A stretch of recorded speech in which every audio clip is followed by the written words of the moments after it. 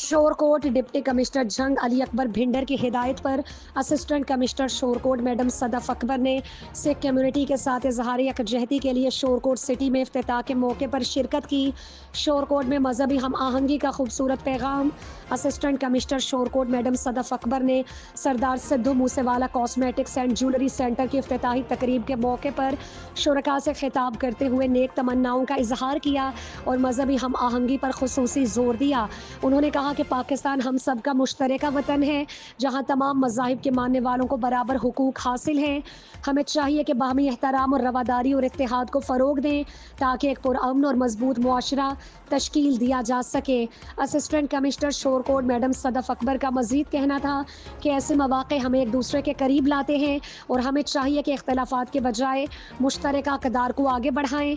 उन्होंने कारोबार के फ़रोग के साथ साथ समाजी हम आहंगी को भी वक्त की अहम ज़रूरत करार दिया।